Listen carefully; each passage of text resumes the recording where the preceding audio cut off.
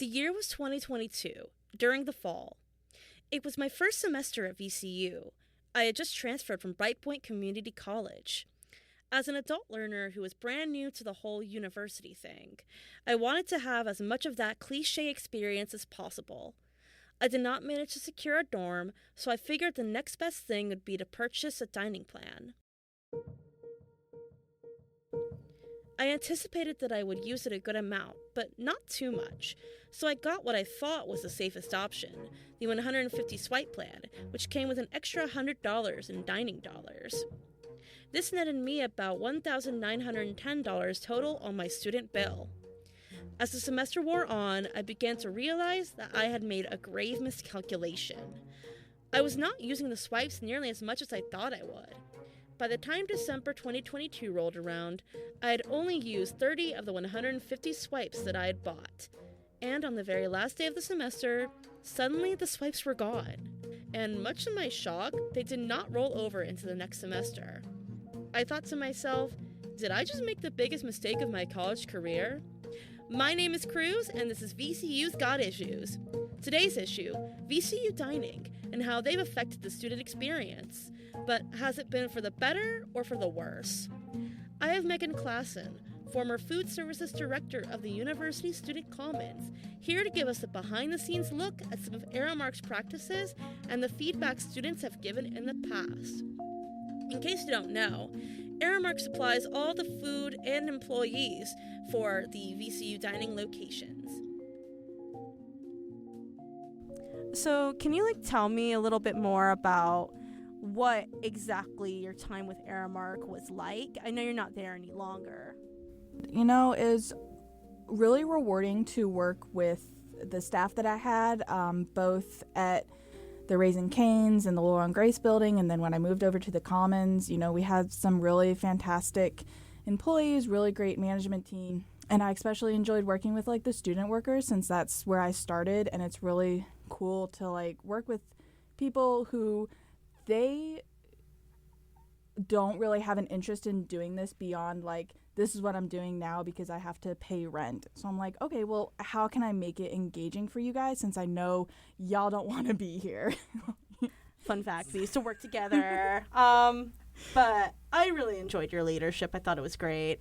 So I did kind of want to pivot to kind of the student experience. For VCU, if you live in a freshman dorm specifically, say Gladding or Brant or Rhodes, you are required to have a dining plan, and most of the people who live in those dorms are freshmen, and they tend to, I believe they're also required to have one of the higher tier dining plans. Just speaking a little bit to my experience, so I was never required to get a dining plan because I'm a transfer student and I never lived in university housing.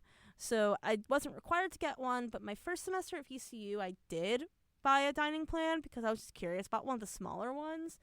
And it turns out that I overpaid massively for what I got. Yeah, I can definitely see how that would be frustrating. I know it sometimes comes down to planning, and if having that many swipes might be really good if you know that you're going to be on campus and you're not going to be cooking in your apartment or whatnot. For sure. But I guess if you're not on campus, or if you prefer cooking, or if you just don't really like the options that the dining hall has, 150 swipes is a lot to then not use. Would you say it feels a little bit would you say it feels overpriced to you?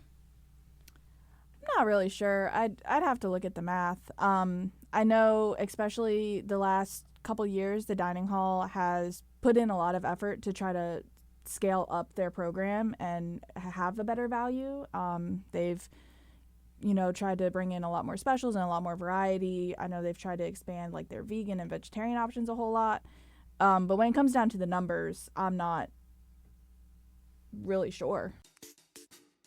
Can you tell me your general thoughts on the dining plans around VCU? Yeah, definitely very overpriced. I do think it's kind of convenient though because they're located really close to your classes. I think I would recommend using an outer source for like a meal plan instead, like Elevate. So, like, ultimately, what would you say the value is in student dining? You know, the dorms don't have kitchens. So as long as you've got people living in dorms, you've got to be able to feed them something that isn't cookout, you know?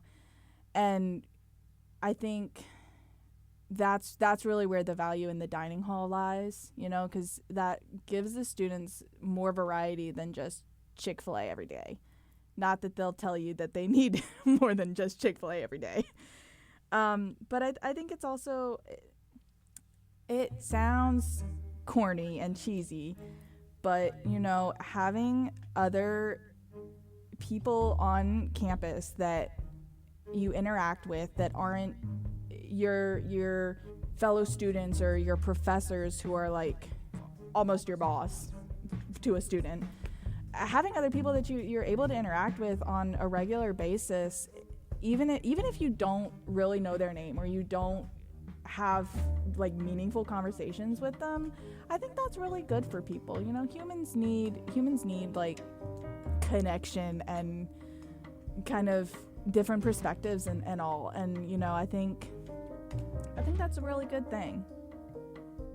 VCU dining, although in my opinion overpriced, may not be as bad as what I once thought it would be.